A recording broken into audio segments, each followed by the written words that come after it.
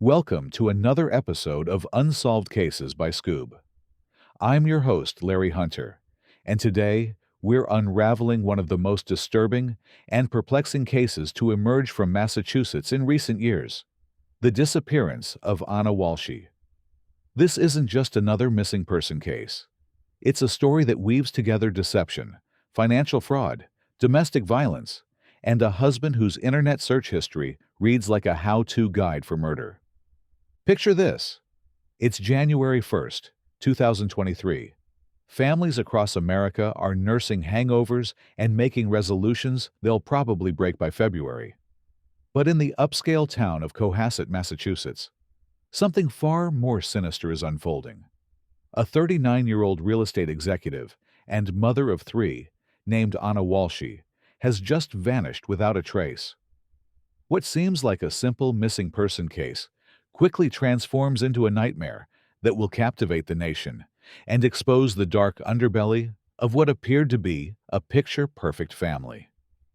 Ana was described by those who knew her as someone who always put others first, a kind, caring person who became the heart of her family. But behind the facade of suburban success, a marriage was crumbling under the weight of federal indictments, suspected infidelity, and a husband whose behavior was becoming increasingly controlling and violent.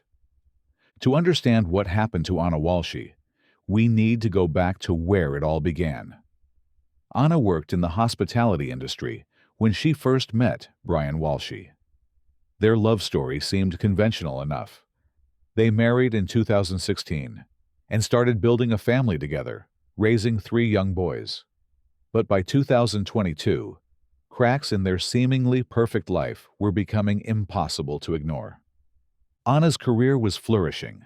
She had secured a lucrative position with a real estate company that required her to split time between their Massachusetts home and Washington, D.C. Success, however, came with a price. The constant travel and Ana's growing independence created tension that would prove toxic when combined with Brian's mounting legal troubles. You see, Brian Walshe wasn't the successful businessman he appeared to be. He was actually caught up in a major art fraud scheme, selling fake Warhol paintings to unsuspecting buyers. The federal indictment hanging over his head wasn't just a legal problem. It was destroying his self-image and putting enormous strain on their relationship. But here's where the story takes a truly disturbing turn. By December 2022, Brian's paranoia had reached dangerous levels. He had become convinced that Ana was having an affair. Friends and family described his behavior as increasingly controlling. One friend recalled, he wanted to know everything she was doing, who she was talking to, and where she was going. Brian's obsession with Ana's fidelity reached a breaking point on December 26th, when his mother, with Brian's input, hired a private investigator to surveil Ana in Washington, D.C. Think about that for a moment. This wasn't just casual jealousy. This was a man so consumed with controlling his wife that he was willing to spend money they likely couldn't afford to have her followed by professionals. The very next day, December 27th, someone used their oldest son's iPad to research best states to get divorced in and worst states to get divorced in. The implications are chilling. Brian was already planning his exit strategy, or perhaps figuring out how to prevent Ana from having one. The warning signs of Brian's dangerous behavior weren't new. In fact, they stretched back years before Ana's disappearance. Friends described him as not only a sociopath, but also a very angry and physically violent person. One particularly disturbing account came from a friend who had traveled with Brian. I witnessed firsthand what Brian was capable of. I saw Brian attempt to smuggle out antiquities from China. When he was confronted, he picked up a stanchion and literally attempted to kill 4 or 5 guards. Even more alarming was an incident from 2014, when Ana had previously reported to police that Brian had threatened to kill her and her friends over the phone. This wasn't a marriage experiencing typical problems. This was a woman living with someone whose violent tendencies were escalating. The private investigator's surveillance of Ana revealed something that should have been reassuring, but instead seemed to fuel Brian's paranoia further. The investigator observed Ana going about her daily life without any suspicious behavior, suggesting that Brian's fears of infidelity were completely unfounded. But for someone with Brian's psychological profile, even evidence of innocence can be twisted into proof of betrayal. Financial pressure was another explosive element in this toxic mix. While Ana's career was advancing, Brian faced mounting legal fees from his federal indictment. A source told police he could not handle Ana being more successful than him and independent from him. This wasn't just about money. It was about power, control, and a fragile male ego that couldn't handle his wife's success. Neighbors began noticing the tension. One observed, "They seemed to fight about everything, even little things. It felt like tension was always in the air, and it worried me." The warning signs were there, visible to anyone paying attention. But like so many cases of domestic violence, the true danger remained hidden behind closed doors.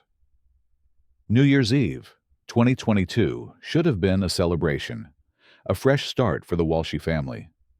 But for Ana, it would be the last night anyone would see her alive.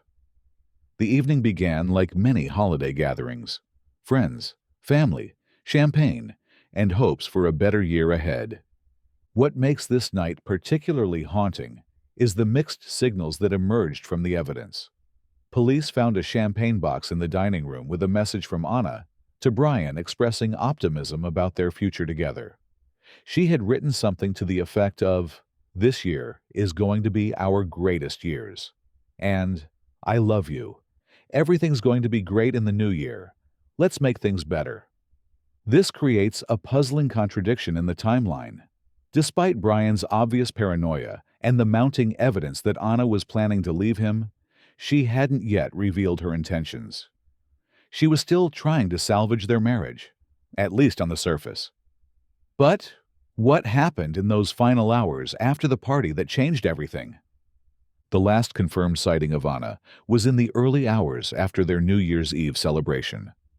What transpired between that moment and when she was reported missing would become the central mystery that authorities would spend months trying to unravel.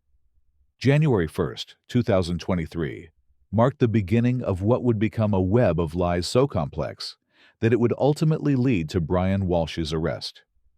According to Brian's initial story to police, Ana had taken a rideshare to catch a flight to Washington, D.C. for a work emergency. It sounded plausible enough. Ana frequently traveled for work, and emergencies in the real estate world aren't uncommon. But Brian's story began unraveling almost immediately under scrutiny. He told the babysitter and a family friend that he had lost his phone and felt somewhat free because of it. This seemingly innocent detail would prove crucial because phone records showed something entirely different. While Brian claimed his phone was lost, digital evidence revealed it was actually plugged in and actively being used. Surveillance cameras caught him at locations he never mentioned to police, specifically at Lowe's in Danvers, purchasing cleaning supplies and other suspicious items. He wasn't the grieving husband worried about his missing wife. He was a man with a plan. The most damning evidence came from Brian's internet search history. Between 12:45 p.m. and 1:20 p.m. on January 1st, he conducted searches that would chill anyone to the bone. How long before a body is missing? Hacksaw best tool to dismember. What happens to hair on a dead body? Can you be charged for murder without the body? Rate of decomposition in a body found in a plastic bag compared to a body left on the surface in the woods? Can you identify a body with broken teeth? Can baking soda mask or make a body smell good? These weren't casual searches. They were methodical, practical queries from someone who needed specific information about disposing of human remains. The timeline is crucial here. These searches were happening while Ana was supposedly traveling to D.C. for work. What happened next reads like a badly planned crime thriller. On January 3rd, surveillance cameras captured Brian making multiple trips to apartment complex dumpsters, disposing of heavy garbage bags. The footage shows him at different locations: 4:27 p.m. at one dumpster, 4:48 p.m. at another, and 5:10 p.m. at a third. This wasn't someone throwing away regular household trash. This was systematic disposal of evidence.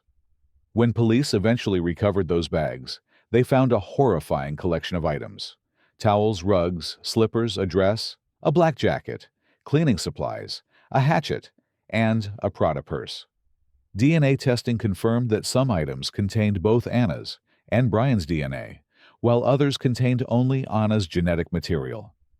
The evidence inside the Walshe home was equally damning. Investigators found blood in the basement and on a damaged knife, as well as blood in the back of Brian's Volvo, where a plastic liner had been strategically placed. The back seats were still down when police conducted their wellness check, and the plastic liner that was originally in the vehicle was missing. Brian's shopping trips in the days following Ana's disappearance painted a picture of a man desperately trying to clean up a crime scene. At Lowe's, he spent over $450 on cleaning supplies and rags. His purchases from HomeGoods and TJ Maxx included rugs, towels, bath mats, and men's clothing. Exactly the types of items someone would need to replace blood-soaked materials. Perhaps most telling were the items recovered from dumpsters at Brian's mother's apartment complex. Investigators found 10 trash bags containing a gruesome inventory: towels and rags with bloodstains, slippers containing both Ana's and Brian's DNA, a Tyvek suit with Ana's DNA on the outside and both their DNA on the inside cuffs, Ana's vaccination card, and portions of a necklace she frequently wore. Ana was officially reported missing on January 4th, first by her employer when she failed to show up for work, and no work emergency could be verified. The fact that her own company had no record of any emergency requiring her immediate return to D.C. was the first major hole in Brian's story. The investigation moved swiftly. On January 7th and 8th, authorities conducted extensive ground searches around the Walshe home in Cohasset. Despite their thorough efforts, no trace of Ana was found, which only heightened concerns about her safety and the circumstances of her disappearance. By January 8th, just 1 week after Ana was last seen, police had enough evidence to arrest Brian Walshe. Initially, he was charged with misleading investigators rather than murder. Authorities needed time to build their case, but they had seen enough inconsistencies and suspicious behavior to take him into custody. The arrest warrant painted a picture of a man whose story changed every time he spoke to police. Brian had lied numerous times to police about his whereabouts, and investigators noted that his actions showed a consciousness of guilt. Every new piece of evidence made his innocence seem less plausible. One investigator summarized the situation perfectly. Every story he told pulled him further away from credibility. Brian's web of lies wasn't just about minor details. It was about fundamental facts regarding his activities during the critical hours when Ana disappeared. As months passed, the evidence against Brian Walshe continued to mount. In November 2025, nearly 2 years after Ana's disappearance, Brian pleaded guilty to charges related to disposing of Ana's body. However, he didn't immediately admit to the murder itself, maintaining some level of denial even in the face of overwhelming evidence. The prosecution's case was built on more than just physical evidence. They had created a compelling narrative of motive that combined financial desperation, personal humiliation, and violent tendencies. Brian wasn't just facing the loss of his marriage. He was facing prison time for his art fraud conviction and the complete destruction of his carefully constructed image. There was another crucial financial motive that investigators uncovered. In 2001, Ana had taken out approximately $2.2 million in life insurance, naming Brian as the sole beneficiary. Through her work at Tishman Speyer, she had an additional $400,000 life insurance policy, also with Brian as the beneficiary. In total, Ana's life was insured for over $2.7 million, with Brian set to collect everything if she died. Think about that for a moment. Here was a man facing federal prison time, mounting legal fees, and the humiliation of his wife's professional success, who stood to gain nearly $3 million if Ana died. The combination of financial incentive and personal desperation created a perfect storm of motive. Despite the overwhelming evidence against Brian Walshe, some questions remain about exactly what happened to Ana. Her body has never been recovered, which created an opening for his defense attorney to argue that there was no body, no motive, and that under Massachusetts law, a person is not presumed dead because they're missing for a period of 7 years, because it is easy for a single person to disappear if they want to disappear. One theory suggests that Brian acted in a moment of rage or after careful premeditation. The Google searches about dismemberment and body disposal suggest planning, while the blood evidence and DNA found throughout the house and in disposal bags point to a violent confrontation. This theory aligns with Brian's history of violence and his escalating paranoia about Ana's fidelity. A second, less likely theory proposed by some is that Ana staged her own disappearance. Proponents of this theory point to evidence that Ana was making preparations to leave Brian, possibly relocating to another state with her children. She had found a new place to live and may have been planning to start a new life with someone else. However, this theory doesn't explain the blood evidence or Brian's suspicious behavior. A third possibility involves some form of accident or third-party involvement, though there's no evidence supporting this theory. Some argue that the intense focus on Brian as the primary suspect could have left other explanations unexamined, but given the physical evidence and Brian's behavior, this seems highly unlikely. The most probable scenario combines elements of planning and confrontation. Ana may have been preparing to leave, and a confrontation on New Year's Eve escalated beyond what either of them anticipated. Brian, fueled by fear of prison, jealousy over Ana's success, and rage at being abandoned, may have acted impulsively. This would explain both the evidence of planning found in his searches and purchases, and the timing of Ana's disappearance shortly after their holiday celebration. Beyond the legal proceedings and media attention, it's important to remember the human cost of this tragedy. Ana Walshe was more than just a victim in a true crime story. She was a mother to 3 young boys who will grow up without her. She was a daughter, a friend, and a professional who had worked hard to build a successful career. Ana's family has spoken publicly about their devastating loss. One family member captured their grief perfectly. "We will always miss Ana. She was the heart of our family, and life without her is unimaginable." The ripple effects of domestic violence extend far beyond the immediate victims, destroying entire family networks and communities. The community in Cohasset also mourned Ana's disappearance. Local news outlets reported vigils and memorials in her honor, celebrating her warmth and generosity. These weren't just perfunctory gestures. They reflected genuine affection for someone who had made a positive impact on the people around her. Perhaps most heartbreaking is thinking about Ana's 3 young sons. They've lost their mother to violence and their father to the criminal justice system. They'll grow up knowing that their father is accused of killing their mother, a burden no child should ever bear. The trauma extends to grandparents, aunts, uncles, and family friends who must now navigate this horrific reality.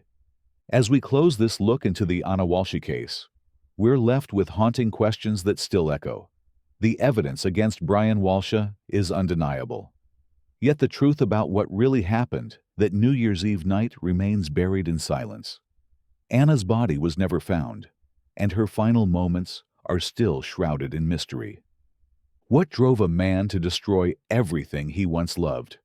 Was it rage, desperation, or something even darker? There's more to this story, more than what headlines ever revealed. To uncover the full truth, the chilling details, and the final moments leading up to Ana's disappearance, download the Scoob app now and listen to the complete story. Until next time, stay curious and keep searching for the truth.